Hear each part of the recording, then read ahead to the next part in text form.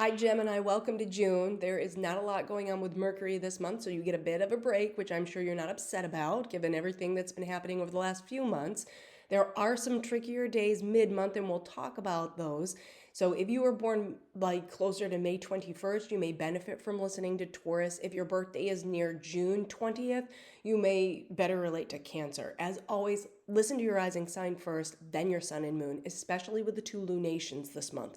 The moon reflects our feelings and our home life. So I always gain asset when I look at the energy at play from that angle. Now, the first thing I want to talk about is Pluto retrograde.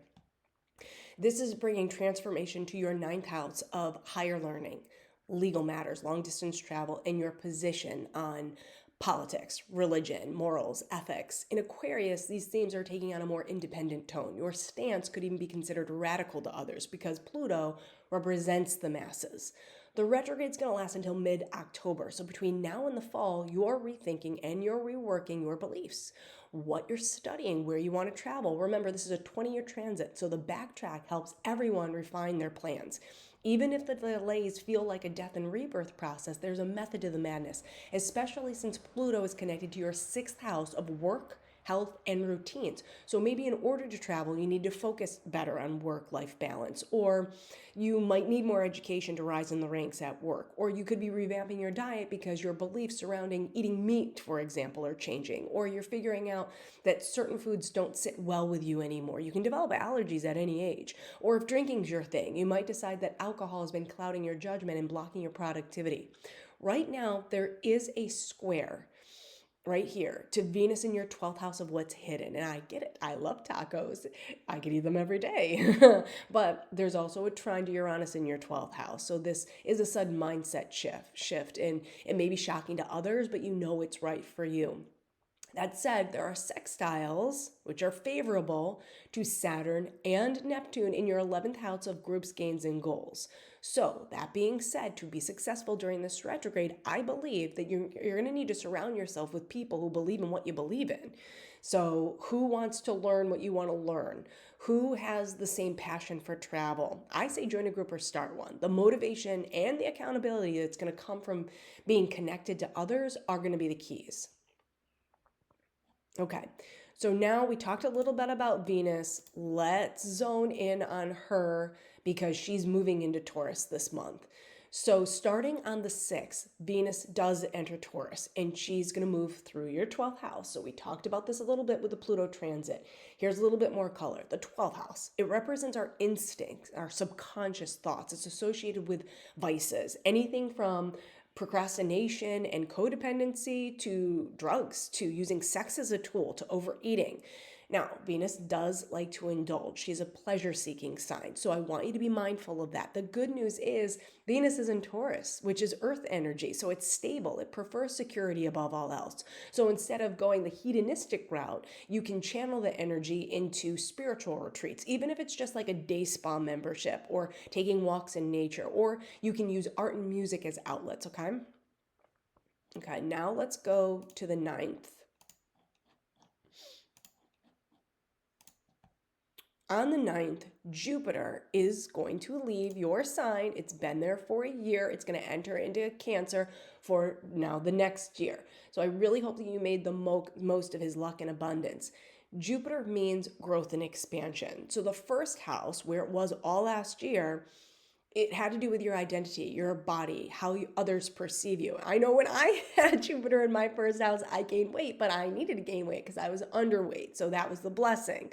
So maybe last year you had a baby and that caused weight gain, or you started to work out and you gained more muscle. Since Jupiter is also known as the sage, this could also be about wisdom. You grew up and you developed your own point of views, and that makes sense given what we talked about with Pluto transforming your beliefs. So now you get to take all that goodness and apply it to your second house of money, personal finances, material possessions, self-worth, self-esteem. And here's the really cool part. At the onset of this transit, Jupiter is connected connecting to your chart ruler, Mercury. So the growth and the good luck are going to come from speaking your truth, to share what's on your mind, communicating your needs, what you need to feel secure. Why? Because Cancer is like mom energy. It's very nurturing. So you might be spending money on your home or home cooked meals, or maybe you're making money as a marketer or in sales, especially with a sextile here to Mars in Leo in your third house of communications and business. And I will always say that being a stay-at-home parent is a full-time job, and being the CEO of the household is just as valuable, if not more, as any other C-suite title. So since Jupiter is connected to your seventh house of committed partnerships and self-awareness, all the more, you need to be on the same page as your spouse, business partners, and your clients during this transit. Jupiter also impacts your 11th house of groups, gains, and goals. And we do see the square there to Neptune and Saturn in the 11th.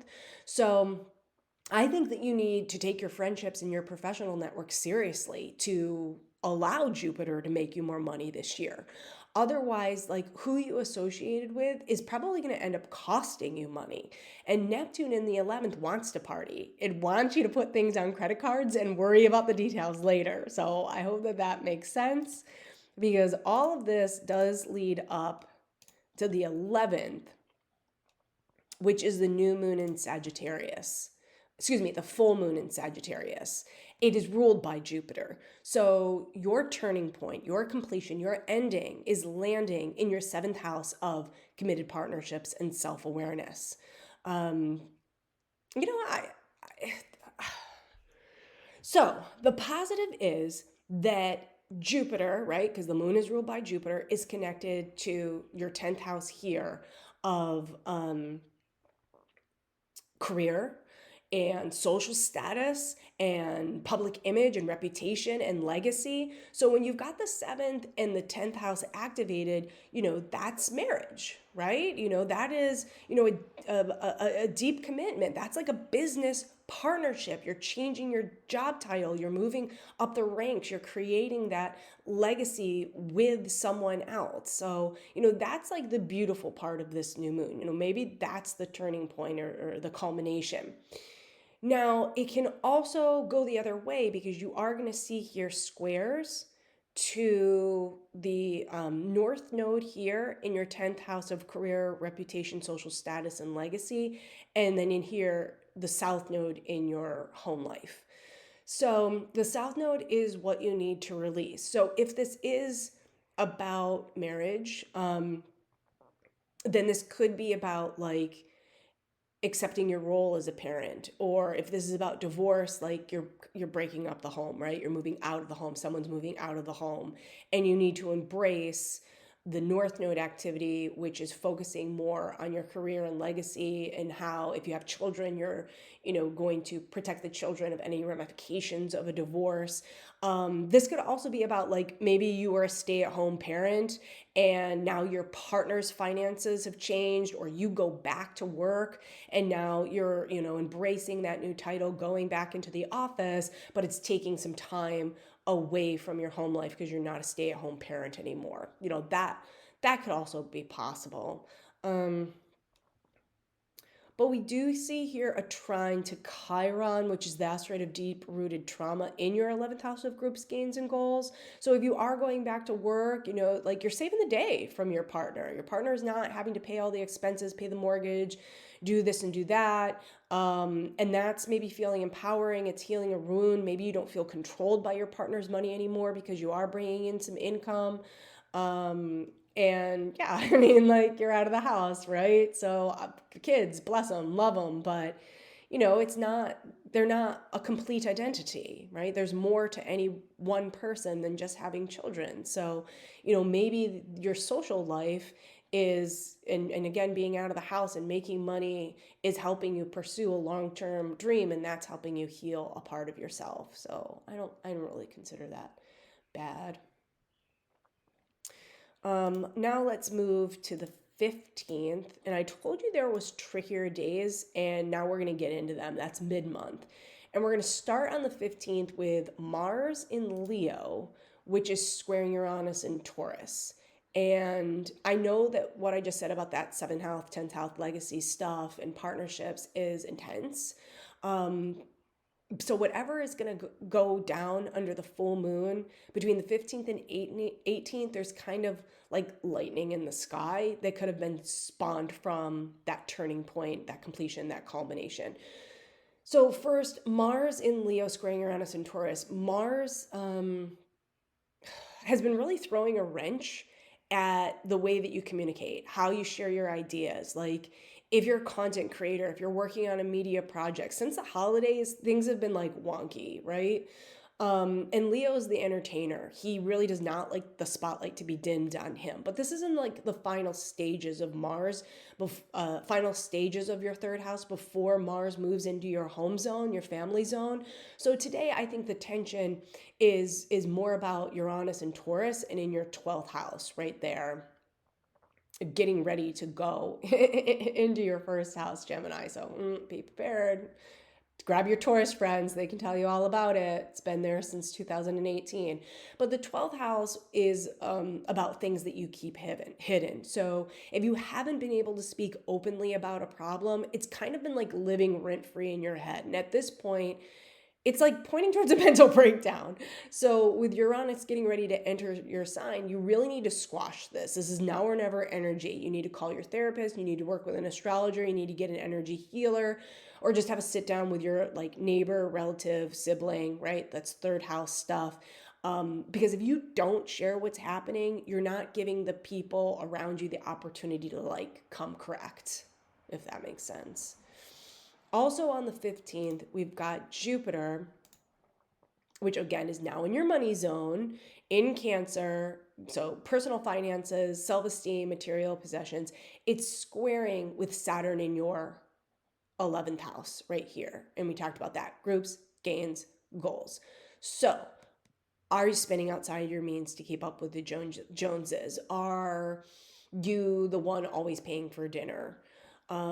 These planets are in their very early degrees. So I say get ahead of the energy now. Use Saturn to be really disciplined and say no. And Mars in your 3rd at 29 degrees is going to give you the courage. And the sun in your 1st house is like encouraging you to put yourself first. So I hope that resonates.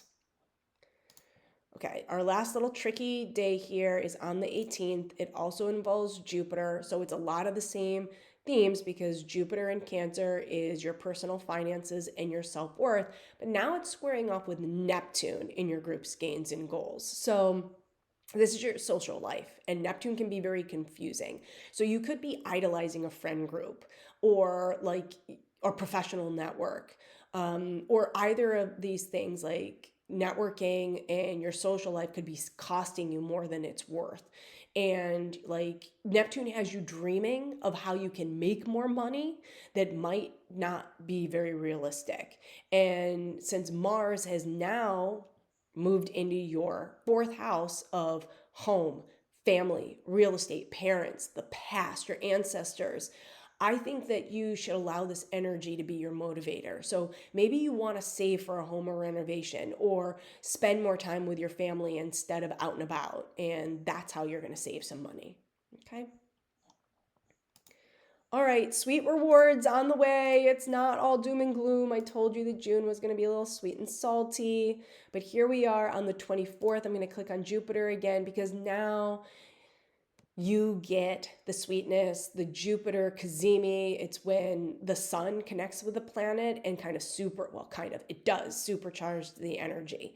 And Jupiter is the lucky sign. So you've got the same themes here. Good luck and growth doesn't really rely on anyone other than who's under your roof, right? Right here, your home life. So this is like family first energy. And Virgo is very meticulous and she likes to have a plan.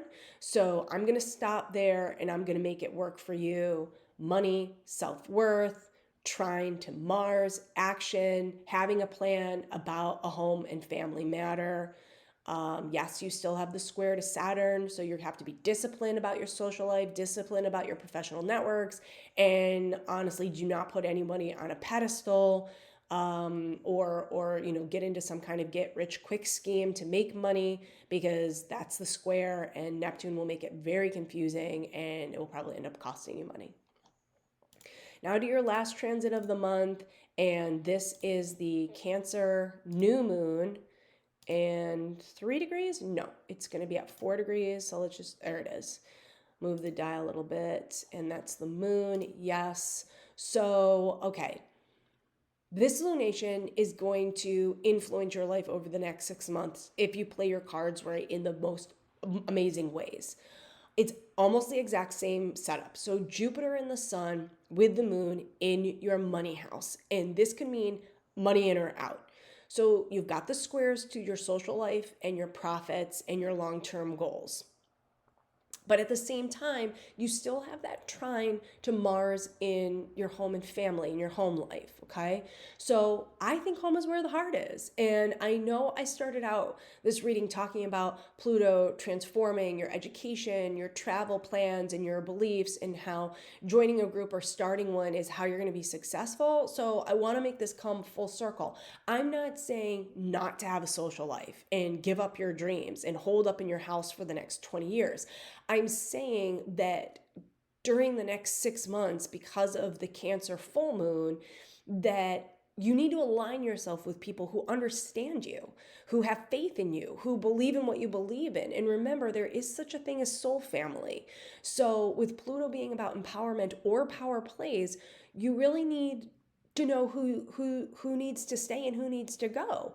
And Venus in your 12th house here is helping you gain clarity on that, right? It's like unearthing the subconscious. You're getting an instinctual ick about who's got your back and who doesn't. And do they make you feel good? Otherwise, Uranus in your 12th right here, getting ready to move into your sign, now or never energy, unexpected changes, right almost on your ascendant here, is like saying you need to be the change, and it's going to start with a mindset shift. So I hope you have a wonderful June, Gemini. Please leave me a comment. Thanks so much. Bye. If you found value in your forecast, please pay it forward by subscribing to the channel, posting a comment, and clicking on the notification bell. Transcripts are posted on astrocoachkate.com, where you can find all the ways to train with me and book a free discovery call.